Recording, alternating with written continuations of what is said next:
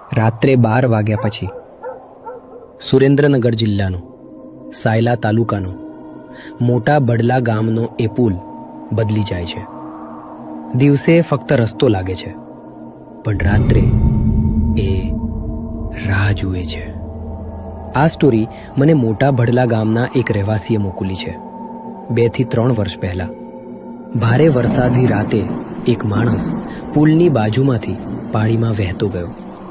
એની લાશ 2 દિવસ પછી મળી, પણ ત્યારથી રાત્રે 12:17 પછી પુલની નીચેના ભોગળામાંથી પગલાં ચાલવાના અવાજ આવે છે, જ્યારે નીચે પાણી જ નથી હોતું. એક રાત પિન્ટુભાઈ ફોન પર વાત કરતા એ પુલ પરથી પસાર થઈ રહ્યા હતા. અચાનક મોબાઈલ બંધ, કોલ ડિસ્કનેક્ટ. એ પાછા વળ્યા.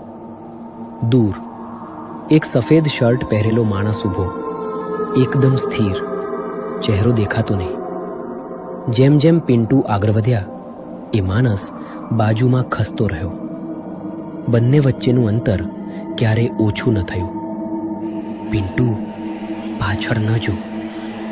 એ વળ્યા. કોઈ નહોતું. આગળ જોયું. સફેદ શર્ટવાળો ગાયબ, પણ એના પગલાં પુલ પર નહોતા, એ ભોગળાની અંદર હતા. પિન્ટુભાઈએ નીચે જોયું, અને જે જોયું એ ઉપર ઊભો નહોતો, એ તો નીચેમાંથી ધીમે ધીમે ઉપર ચડી રહ્યો હતો. અને આજ સુધી રાત્રે 12 વાગ્યા પછી મોટા બડલા ગામનો એ પુલ કોઈને એકલો નથી છોડતો. આજ રાતે જો તમે ત્યાંથી પસાર થશો તો નીચે જોવાનું ભૂલતા નહીં.